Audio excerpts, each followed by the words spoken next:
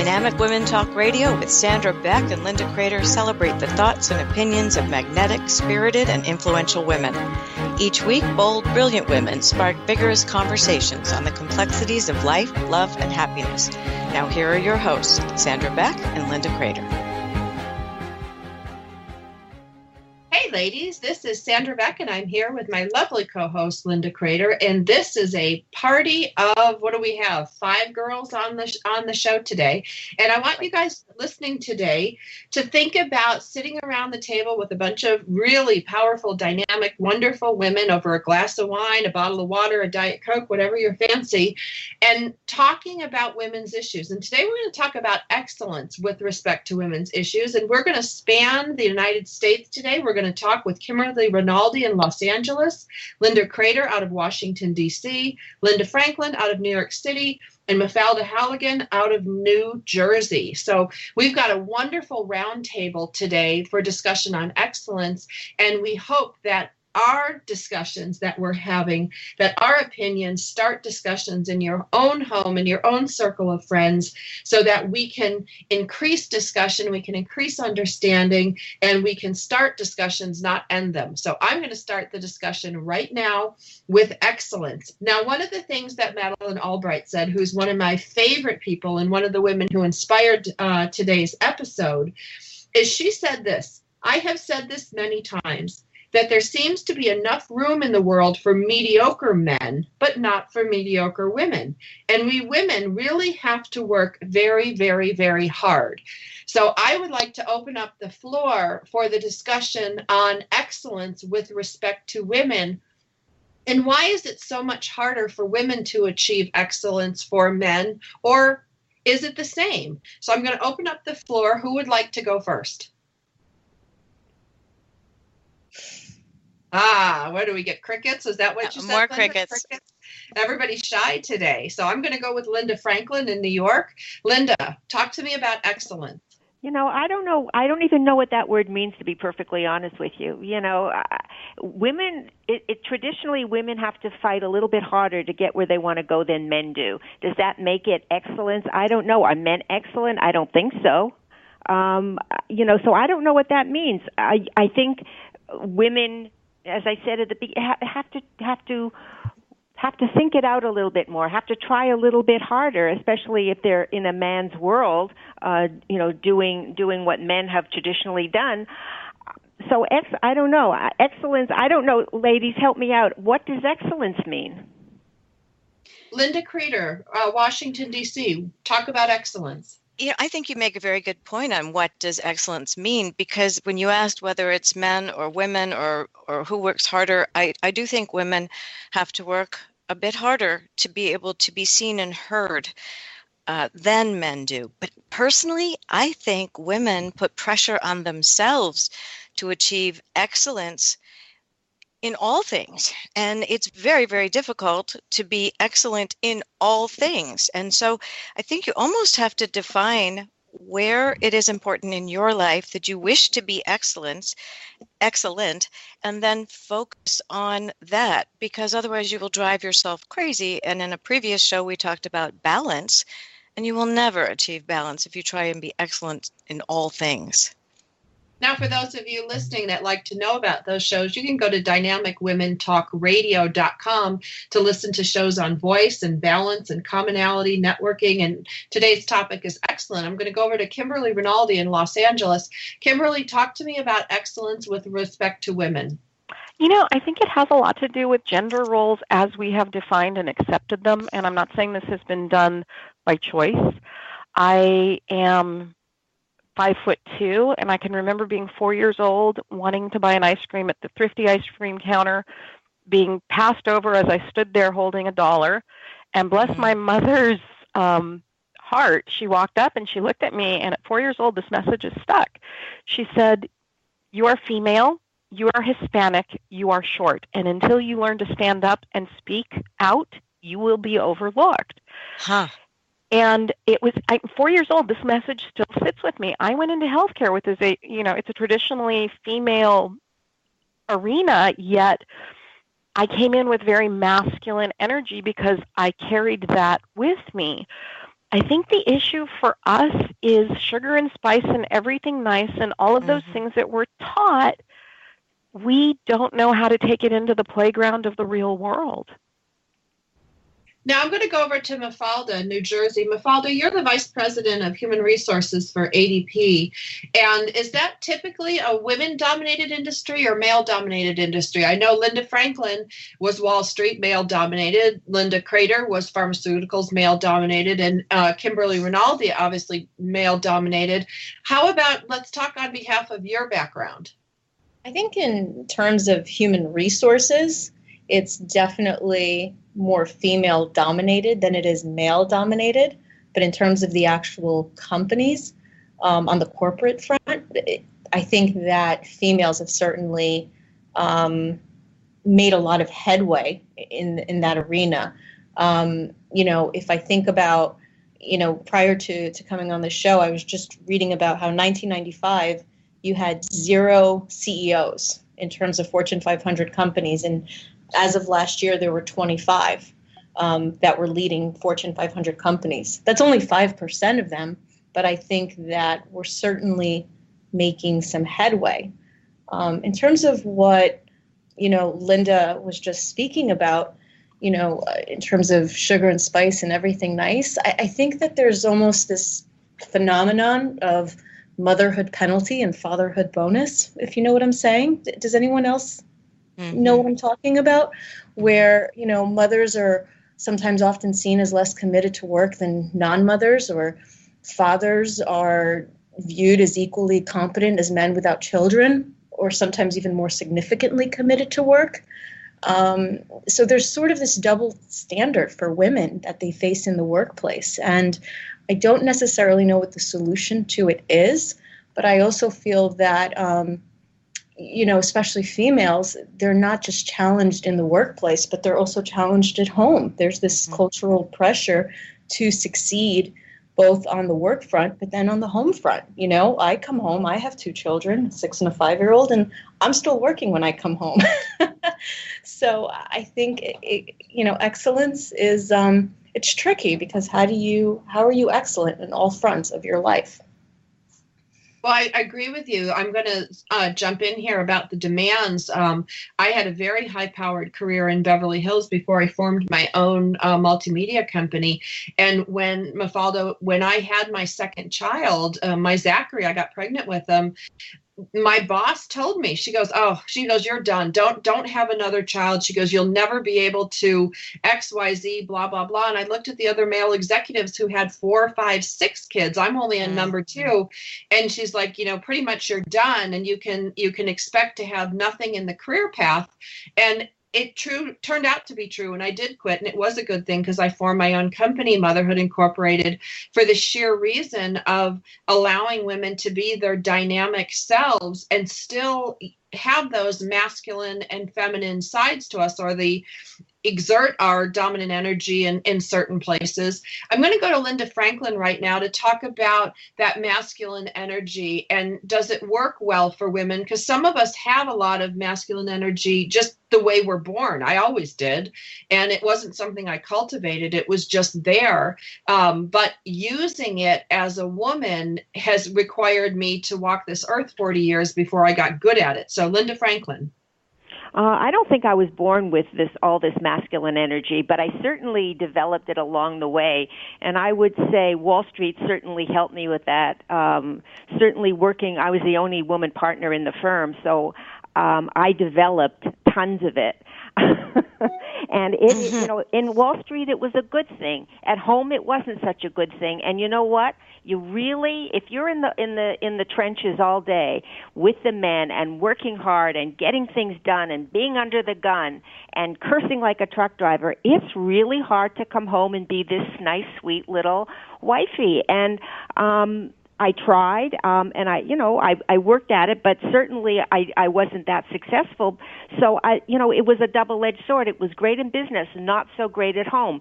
Since I've left Wall Street, I have let a lot of that go, because I realized when I started to do the Real Cougar Woman blog and the veteran effort that women weren't relating to me because I was too tough.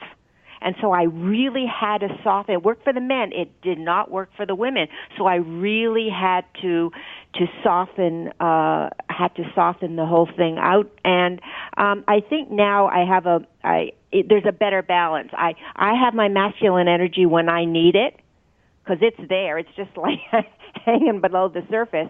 But I also have a more compassionate woman side to me now than I've ever had before. Well, I think that's typical of many of us. Kimberly Rinaldi, Los Angeles. And I love that direction. The issue for me, and I'm going through perimenopause, I'm 50, and the one thing I wasn't anticipating was becoming this tearful little bundle of cuddles, because I've lived in that masculine competitive world for so long. And even though my businesses focus on lessons in joyful living, the drive behind it is all this masculine energy, and that's what pushes me. But now I'm this, tearful little bundle of fluffy cuddles, and I'm finding that natural balance. The thing for me, I think, to remember is we do contain both of those energies, and it's being able to define where they're best utilized. And I think that's the issue that I've had to really sort of grapple with. Well, and a tough man can be a tough man at business and a tough man at home, but right. It's very, I'm sorry, what? Oh, I'm sorry, right, yeah. Absolutely. It's a double-edged sword.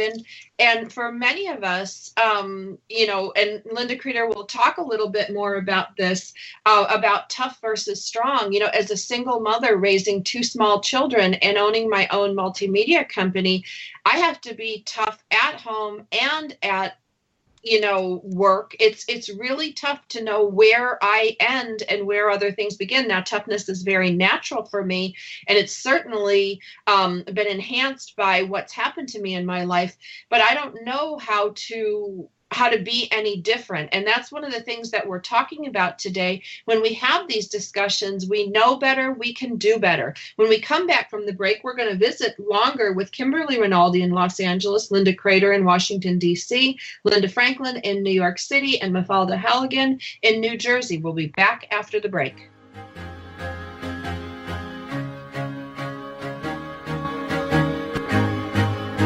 We're Dynamic Women Talk Radio, and we'll return after these short messages.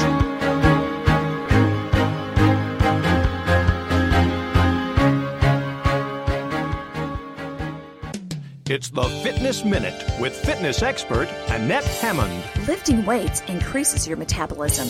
The Journal of Sports Science and Medicine reports that people who pair aerobic exercise with resistance training eat 517 fewer calories a day than those who do only cardio work.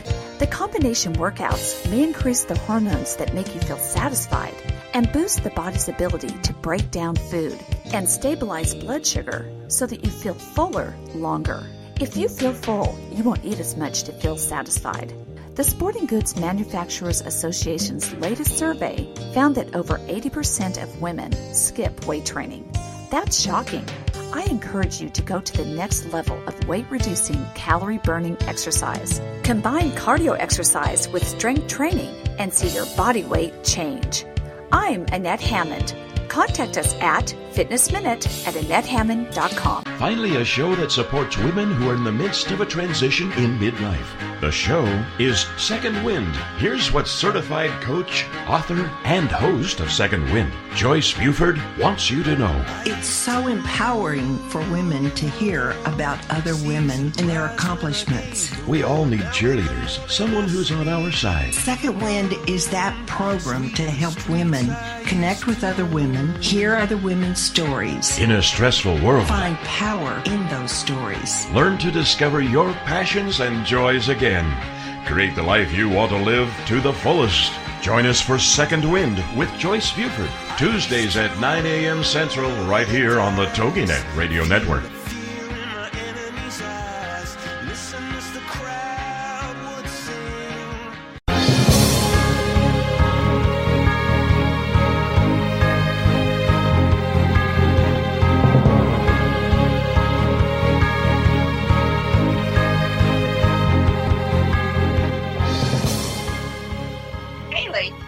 This is Sandra Beck, and I'm here with Linda Crater, and this is Dynamic Women, and we are having our table of 5 roundtable today, and party of 5, and we're talking about excellence, and we're going to talk about strength and softness, as well as what is our instinct, like instinctually, when something happens to us, when we're challenged, like, you know, the tiger is poked in the cage.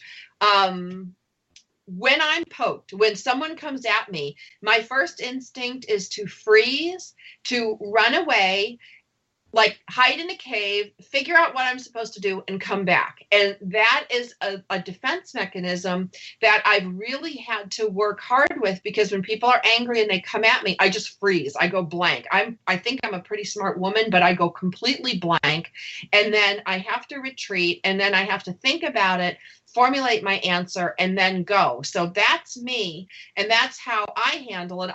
I'm still confused with strength and softness, tough versus strong, you know, these labels that we give each other. But I'm going to go to Kimberly Rinaldi first. I'm going to ask each one of you, what is your instinct when faced with combat? Oh, God, yeah. My husband calls me a bull in a china shop. I don't attack people, but I will plow through the problem and knock someone down in the process, because I'm going to fix it regardless of the outcome. And, you know, in this again, fluffy bundle of cuddles I'm turning into, I have to take a step back and take a breath and look at where might the collateral damage lie, and think about the words, because sometimes I say things and it's never intended at someone, but what comes back is I've been very not nice in the things I've said, because I address the issue without taking feelings into consideration. I don't consider other people's feelings. It's hard. We're going to go to Linda Crater in Washington, D.C. I think probably the words matter to me just because I really enjoy words. And so when I think of tough versus strong, I am a very strong woman, but I am not a tough woman. To me, and this is my personal perception, tough would mean that it doesn't hurt when people say things that are harsh or cruel or wrong, unjustified. That's the worst.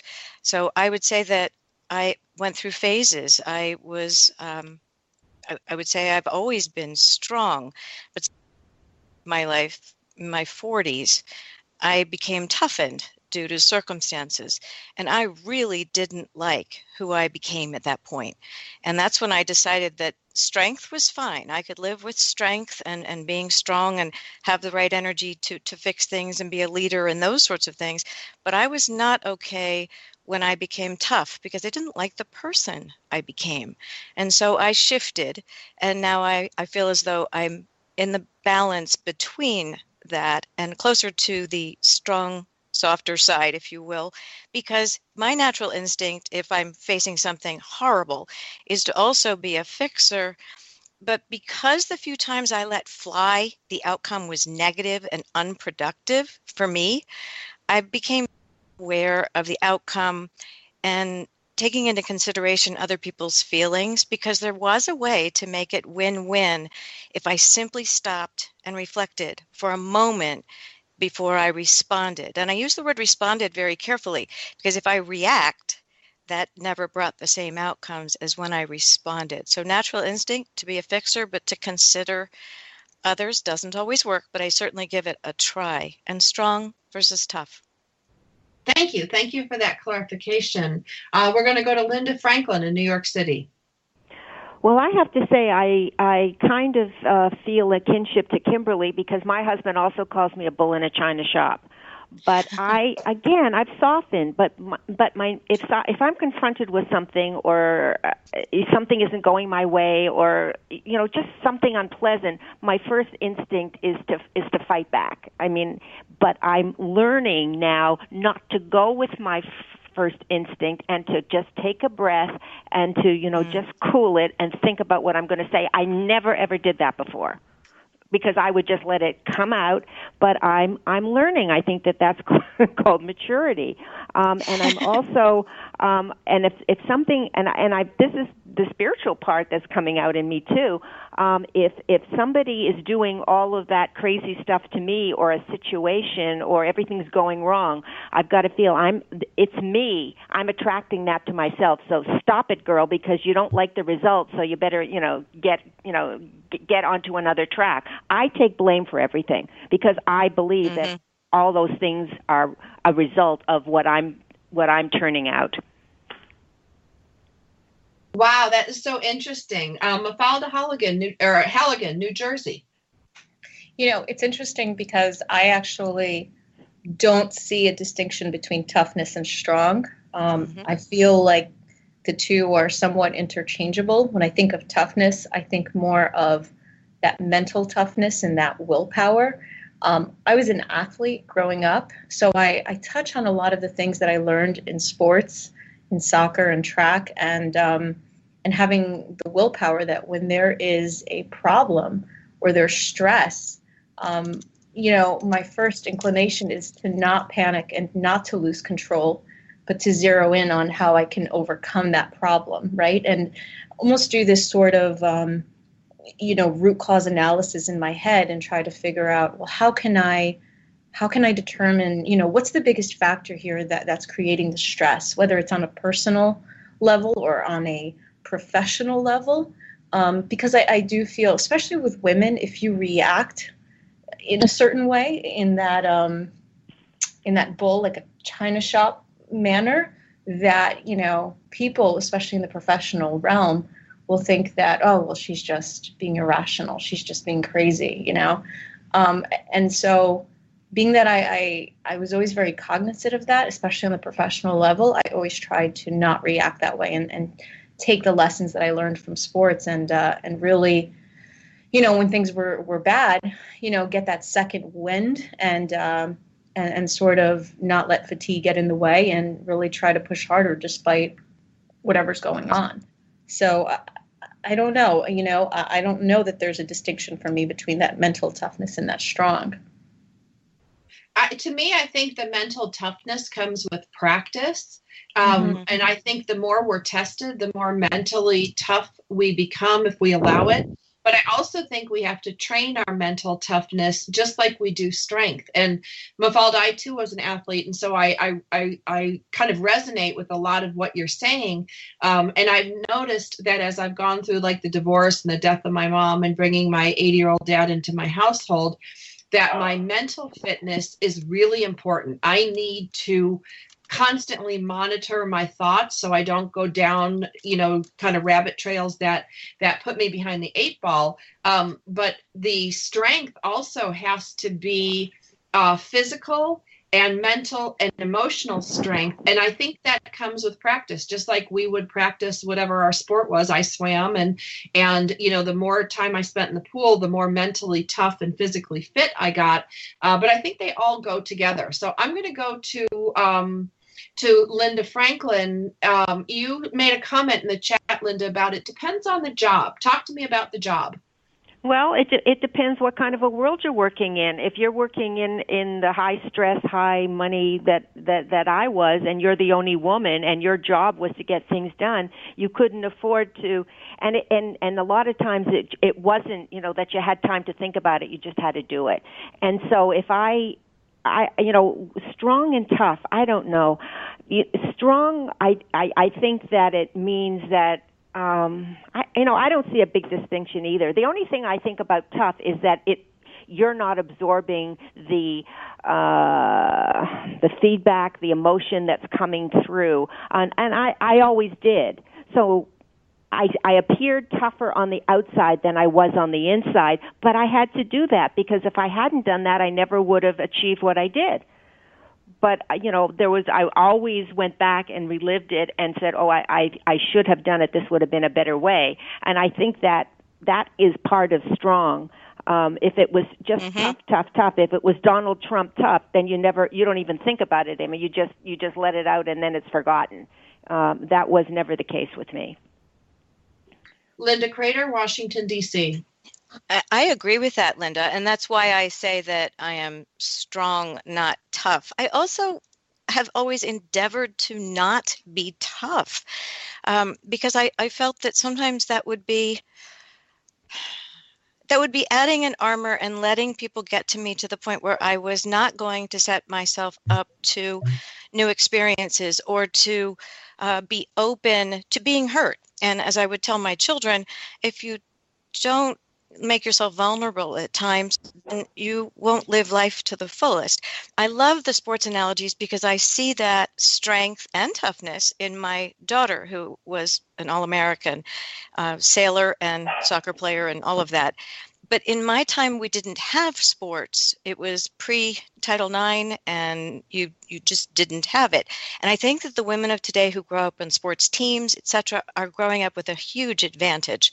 I think it's terrific. But I also agree with Linda on the job depends on being strong up front. But I wonder how long we wear masks, because I know in business and in my personal life for much of the years, I wore a mask a lot of the time, pretending that I was tougher than I really was. Now I know that was strength. Girls, I think, you raise a lot of good points during this segment about the roles we play, the shields we put up, what we show to the public, what is our public face versus what is our private face. And when we come back after the break, we're going to talk more about the public and private personas and then accepting help. Because is accepting help a strength or a weakness? That's something I think we battle back and forth on as women, maybe as humans. I don't know. I can't speak for men. The one thing I will say is that I think also that in developing strength and toughness, I think when women have brothers, and I'd like to introduce this in the next segment, I had an older and a younger brother, and if I wanted to participate, boy, I had to suck it up. I could not cry. I had to keep up with them, and I think it did a lot of good for me in my professional career. It gave me a great understanding, I think, of men. But those roles could not be played out any differently. When we come back from the break, we're going to talk more about the roles we play, the shields we put up in our family and lifestyle experiences. For more episodes like this, check us out at dynamicwomentalkradio.com.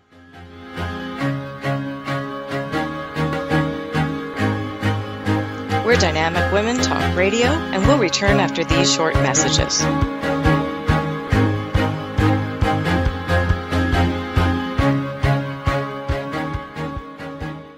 Have you ever met one of those people who just can't be stopped? It's like they're unstoppable. Yeah, I have. Me too. What's their mystique? Nothing stops these people. Don't stop. Each week, join Coach Frankie Picasso for Mission Unstoppable, where you'll meet some of the most amazing people. Stop. Don't stop. They've accomplished their goals despite insurmountable odds. They beat adversity, physical hardship, and traumatic events, and emerged triumphantly. They're people just like you and me, and they're winners. Are you unstoppable? Join Frankie Picasso every week for Mission Unstoppable and learn how. Stop. It's the Fitness Minute with fitness expert Annette Hammond. Our bodies need sodium, so salt itself isn't bad. According to Harvard Medical School, it's the amount of salt we eat that's concerning. 9 out of 10 of us eat too much salt, and the CDC says that most of it is not coming from the salt shaker. The U.S. guidelines recommend that most people get less than 2,300 milligrams of salt a day, but that the average American eats about 3,300 milligrams of salt daily. Those over the age of 51 should eat even less, keeping their intake to 1,500 milligrams a day. Shockingly, that's just over 1/2 of a teaspoon of salt. Cutting back on salt can lower blood pressure and reduce the risk of stroke and heart disease. For the Fitness Minute, I'm Annette Hammond, keeping you healthy, happy, and fit.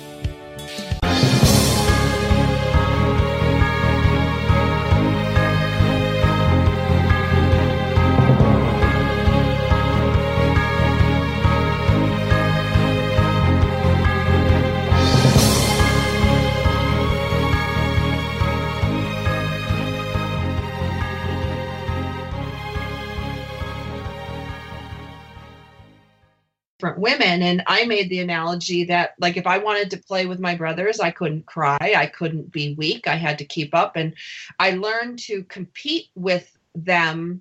And it also affected my personal relationships because I learned that it was natural to compete with men, which was great from a work standpoint, but not so great in the relationship standpoint. I don't think our husbands, partners, significant others like it when we compete with them at every turn. And that was something that I had to learn about myself, something that was valued and respected when I was growing up, but didn't work so great in the dating arena.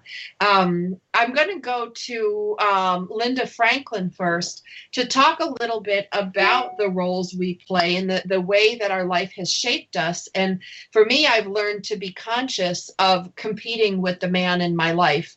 Not always good at it, but at least I'm aware of it. Well, you know, I said in the last segment, the role that I played was a tough woman on Wall Street, and I was really good at it. At home, I had to learn over the years to soften up because, you know, you come home and you're beating your chest and you say, I can do it all, and I don't really need anybody. You're here, but that's okay. So I had to, you know, everything is a learning experience. I know even now that I've softened, maybe I'm another little ball of fluff now as well. I'll ask my husband for help. You know, can you open this jar? Can you do this? Can you change this light bulb? Can you do that? Can you fix this? And he likes that. And you know what? I like it too. So, you know, I'm learning that I don't have to do it all by myself, and that I get more now, not with toughness, but with sweetness. Well, I think that's important. I think that's something that everybody needs to have these different gears to shift into. Linda Crater, what have you found? You know, I love listening to that because I'm particularly poor at asking for help. People will say, why don't you call me? I could have helped you with that. And then you do, and I'm speaking specifically of men, and then they don't, or, oh, I didn't want to help you with that, or some comment akin to that. But I read this somewhere, and I believe it to be true, and it goes along with what Linda Franklin just said. It was a quote that I'm paraphrasing. It said, if you look like you can do everything, you won't be helped. And I think people do like to help others. And I think it's ingrained in men to a certain degree to help women. Now, women are imbued with helping everyone. But I think that it is okay to be vulnerable. And I have found that the more vulnerable I'm willing to make myself be, not make myself, but allow myself to be, that I do get more help. I do get more buy-in from the men in my world, and it's more peaceable. It's really nice. It doesn't feel like the competitive field with lions that sometimes it felt at times in my life. So I agree with Linda Franklin that there is a softening and a need to be needed on both sides of the male-female spectrum, and it works best that way, at least for me. Kimberly Rinaldi, Los Angeles. You know, having worked in healthcare where decision-making was immediate and outcomes were potentially life and limb, having to step up and make decisions and deal with repercussions ingrained 20 years of, as my 2-year-old niece used to say, me do it. And I, you know, it's that, no, I've got it. I'll take it. I've got it. I can handle it. To the extent that even something as simple as having a family event, you know, here, let's help with the dishes. No, sit, enjoy. I've got it. I now bite my tongue, even though my first instinct is, I've got it. I will bite my tongue and say, thank you. I'm really just learning how to say thank you. I still haven't transitioned into the will you, can you, would you, but just accepting the assistance, because in that corporate environment, in that healthcare environment, asking for help is often perceived, or was, I should say, often perceived as weakness, and just not something I could allow. Well, and I think, I'm gonna chime in here, because one of the things that I noticed is when I was going through my divorce and my mom was dying, any any request for help that I made me feel like a failure. This wasn't anything other than my own belief system, was that if I asked for help, it was an admission I can't do it myself. And if I can't do it myself, I have no one to rely on, and it's going to be a disaster. That was kind of my thinking at that point. But as I got through the divorce, as my mom was buried and I was done, with the worst part of my grieving, I could start seeing the logic of accepting help and going, wow, of course, no one can do all this. What were you thinking? Mm-hmm. But at the time, any asking for help was considered a failure. And I really had blinders on. Have you guys ever had blinders on based on, based on an experience? Let's go with Linda Crater. Oh, I think you already know the answer to that. Of course it is. And I do agree, stepping back a second, with with Kimberly, about at work is very different than our roles at home. Have I had that experience? Yes. I can't think of something specific at the moment to go with that. Ask it again, Sandra. I lost it. It was really about when crisis happens in your life, how you suspend your good judgment. Like now, if I said, oh, I need help, it's like, of course I need help. I can't do all this. But right. I'm in a position now where I'm able to receive help, and I'm not so maybe blinded by fear. I don't know what keeps us from accepting help at different times in our life. That's it. Thank you for rephrasing that. I think it was because I had put up a wall when I was going through a lot of pain. And so as you put up the wall, no, I've got it, just like it has been discussed several times by the other women. And yet you really don't have it. And my daughter once said something to me that it was scarring at the time. It probably still is because I'm mentioning it. But, I said to her, I'm really doing the best I can. And what she said to me back was, well, your best used to be better. And that hurt, but she was right. She was absolutely right. I wasn't the best I could be at that point in time. I was at the moment for the circumstances, and that was hard, but she was a teenager, and that's what they come out with. But it made me step up and realize that you better get some help, because you really aren't doing as well as you think you are. And we're back to that vulnerability access, and are we willing to say we need help? And I think sometimes it pushes you to the point where you do then ask for help. And I needed it. Linda Franklin, New York City. I think that this whole thing on asking for help and everything goes back to excellence. I mean, I could relate to, when people come over and just, they want to help, and I say, no, just sit there and enjoy yourself, and I want to do it. It's almost like nobody can do it as good as you can. So if they're going to do it, I'm only going to have to redo it. And, we stop ourselves a lot because of we're going back to excellence, because we always think we can do it better. But that's not always the criteria, and we don't realize that we can hurt other people's feelings by stopping them in their tracks when they want to help us. So, I've gotten a little bit better, not 100%. I still believe that, when it comes to certain things, I can do it better and faster, because I'm really fast. So, let me just do it. And I don't know what that is. I don't know where that comes from. I don't know what the root of all of that is, but, I don't know if anybody else feels that way. Let's go to Kimberly Rinaldi. And sort of tailing on to what Linda was saying, and I totally get that. Why would I let you help if I have to redo it? Yes, I can do it better. Yes, I can do it faster. One of the things, and this has become sort of a litmus test for me, am I focused on the process, or should I be focused on the outcome? If the dishes get loaded in the dishwasher and they're not meeting my OCD standards, are they still going to be clean when the dishwasher is done? The answer is yes, to start focusing on process versus outcome. I find that sort of frees up a little extra bandwidth in my energy to say, okay, yes, no, go, load the dishwasher, and mutter under my breath, even if you do it wrong. I'm human, I'm working on it, but it's process or outcome driven. You've got to kind of find that space. Mafalda Halligan, you're back. I'm so happy.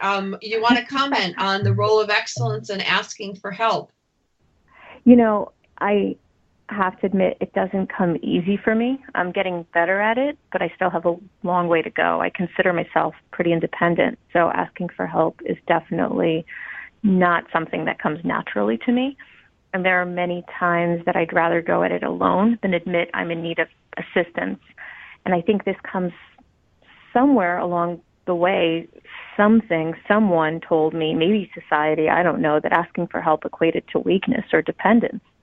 But what I've discovered is that it's anything but that. It's actually, as I've gotten into my role as a coach to female leaders, I have found that it's actually a great sign of strength, not only to admit that you're in need of help, but to accept help from others, because it takes a strong person to be self-aware of your own limitations, admit to them, and it takes a strong person to solicit the support of other people and accept that help. Sometimes I almost feel like, am I trying to be a martyr? Because I feel like,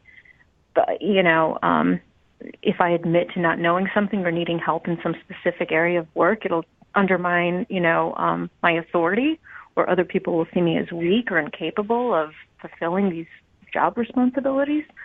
But, I think it takes practice, both in my professional life and in my home life.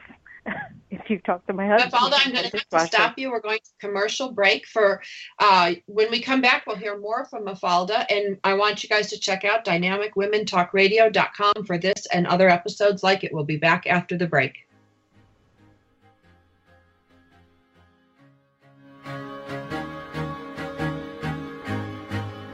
We're Dynamic Women Talk Radio, and we'll return after these short messages.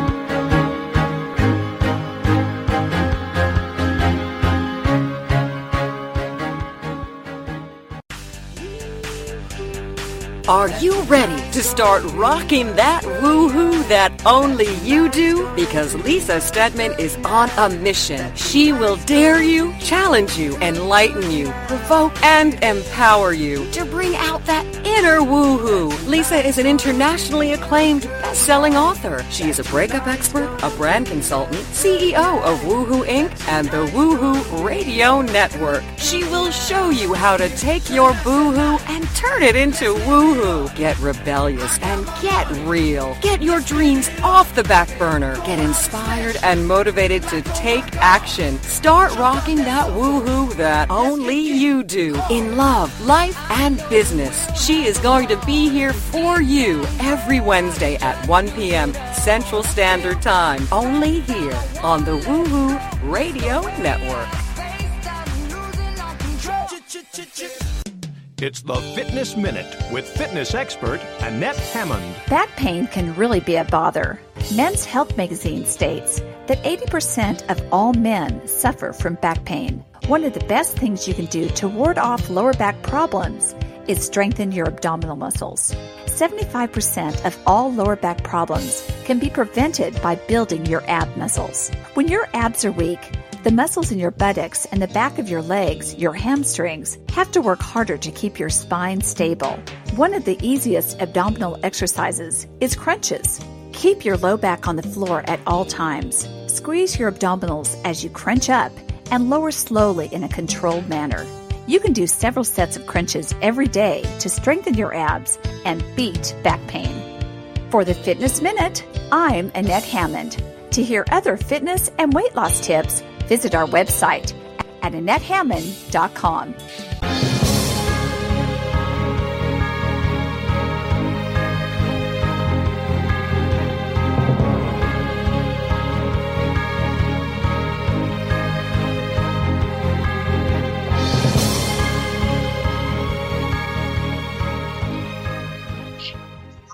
With Linda Franklin, Kimberly Rinaldi, Linda Crater and Mafalda Halligan, and we are talking about excellence. And one of the things that I found recently, I sold a book, and my deadline was recent, and I had the opportunity after the deadline passed. I had turned it in. Then the publisher turned around and said, "Oh, we need another copy. The copy we have is corrupted. It won't open." And I had a week in which I could redo it again for like the 90th time. And the question that came to mind, in the pursuit of excellence, when do you let it go? Because you can be editing and re-editing your book or your painting or whatever it is you're creating over and over and over and over again. And you can actually get in that perpetual wheel of the pursuit of excellence, but never actually completing something. And so my question to the roundtable today is, when do you let it go? Like, what do you use as your criteria for letting go? I'm going to go to Linda Franklin first. Well, yeah, it happens with a book. I mean, I know I did it with my book. It's like birthing a baby, and all of, to let it go out into the universe. I think that excellence thing comes out of fear, because once it's out of your hands, then you haven't got control anymore. We were talking about control in some of our shows, and it's like, okay, now I'm out of control, what's going to happen. But I think what I'm learning now and what I'm doing now, and it's so much easier, is I've done the best I can do with this particular project.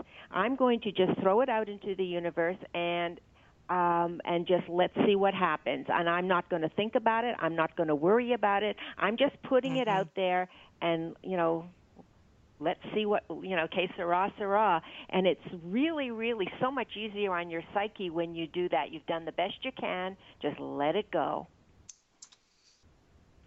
Linda Crater in Washington, D.C. on letting go. I love the way you said that, Linda. There was a saying, it said, perfection is sought, excellence will be accepted. And I think a lot of us bought into that, thinking that was the way it would be. What I used as my personal barometer for when to let it go is, I'll just go back to the beginning. God created the world, and he said it was good. And isn't that enough 90% of the time? Wow, that's profound. Mafalda, New Jersey, when do you let it go? I think exactly the same way. Go back to the beginning and look at what the goal was, and have I achieved that goal to the best of my ability? Have I reached the high standards of excellence that I set out to go down that road and to do that? And if I've done that, then I have to let it go.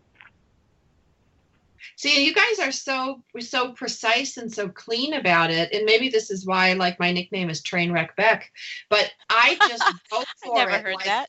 Yeah, with all I have, my softball jersey says that, my local town softball jersey. I just go for it until I have nothing left to give. And I'm of the exhaustion thing. Like, when I'm exhausted of it, and I'm sick of it, and I don't want to look at it anymore, and I can't do anymore. Like, I get this thing where I'm done. And when I hit done, then I'm done. But I'm not done till I'm done. And if I'm like Sheldon Cooper with 2 knocks and the third knock on the door hasn't come, if I don't get that third knock, like if I don't get to my done, then I have a really, really hard time dealing with turning something in. And I don't think it's a perfection thing. It's a personal thing or a control thing. Maybe it's like, I know what I can do and I know what I can produce, and I have to be able to produce it to my standard, and I really don't care about anybody else. And a lot of times I will make people wait to work on my standard, but it's my standard of excellence. And so I'm going to go over to Kimberly Rinaldi in Los Angeles, ask for her opinion on when do you let it go? Do you consciously let it go, or do you just burn out like I do? It actually goes both ways. And if it's something that I can foresee and sort of foreshadow, then I go back to that process or outcome exercise. What's important in this? And sometimes I have to bring myself back to that during the process, because I'll get caught up in the process. And I do a lot of creative work, and I work with a lot of artists as well. And I have to, is the outcome what's really important? Is the process what's really important? And again, at the risk of sounding a little embracing of the woo, there's energy behind everything, whether it's a thought, an emotion, a belief, an experience, a behavior. I have to stand back and look at the energy behind it. Where am I in this process? And have I hit every point that I should? So burnout, we're human. We're walking through the process because the outcome for each of us really is the same. Absolutely. Linda Franklin, New York City. I look at what price are we paying for excellence, and if you're exhausted, if you're not sleeping, if you're not if you're being irritable with your children, all of those things, then the price is too high. I mean, I have a good friend that always asks me, "Is the juice worth the squeeze?" And you have to answer that, and only you can answer that. But when you're really driven to the nth because you got to just get it, that perfect, that excellence, then I think the price is a pretty high one.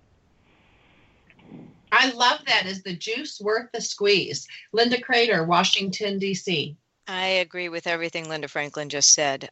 We do so often forget about looking at the price. And it's so incredibly important because it really is. It has to be worth it, or what are you really doing? Satisfying, some ego thing. If it's not affecting the outcome, as Kimberly was saying, or Mafalda was saying, pardon me, then I think that the price can be too high. And so I do my very best, and that has to be enough.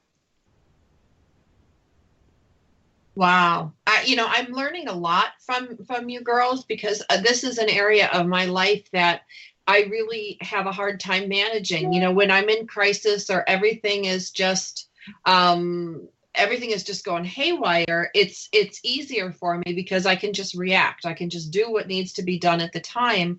But now in non-crisis mode, I find that it's difficult because now I have to prioritize. Now I have to think about, is the juice worth the squeeze? Or as Kimberly so eloquently put, is it the process versus the outcome?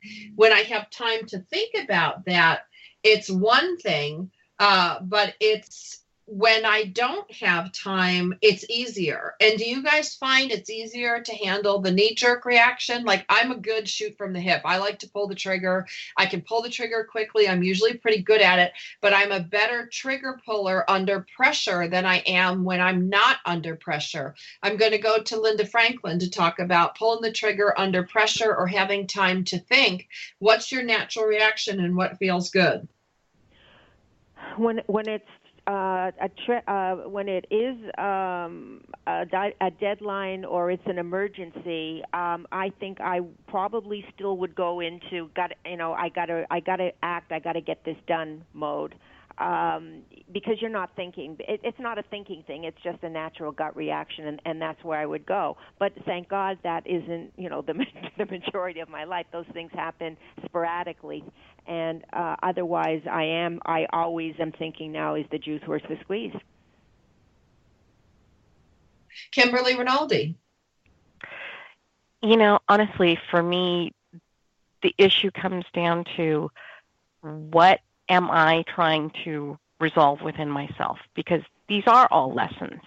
And I look at, it's the old adage, what do they call the guy who graduates last from medical school? Doctor.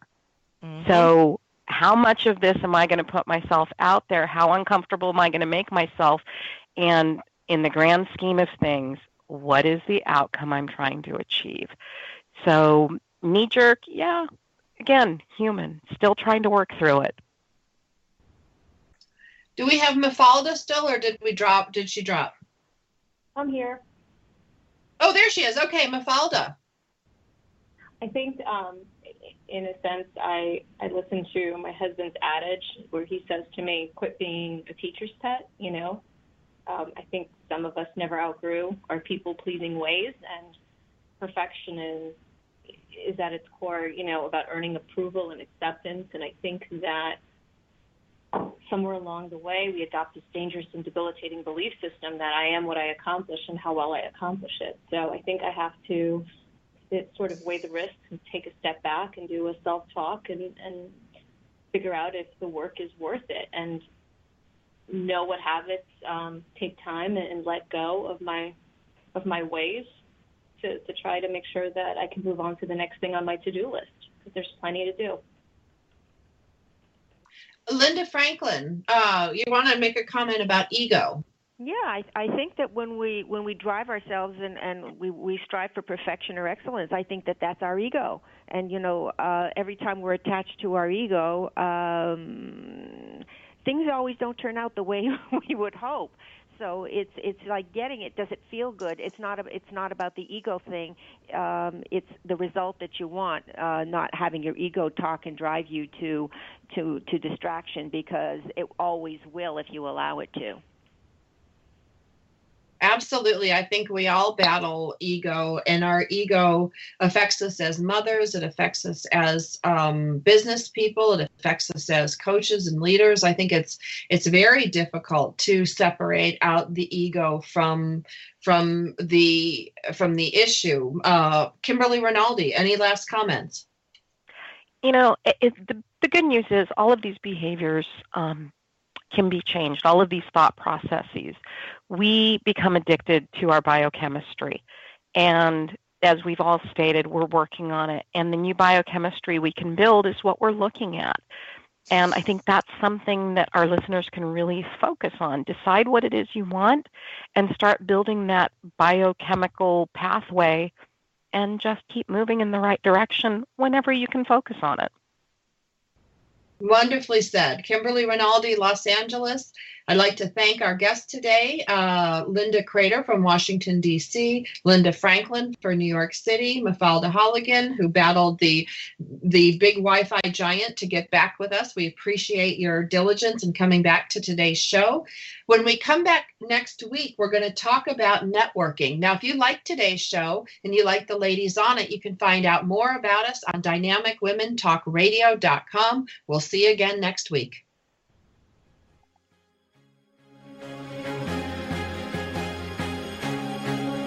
Thank you for tuning in today to Dynamic Women Talk Radio, and join us each week. You can find more shows on dynamicwomentalkradio.com.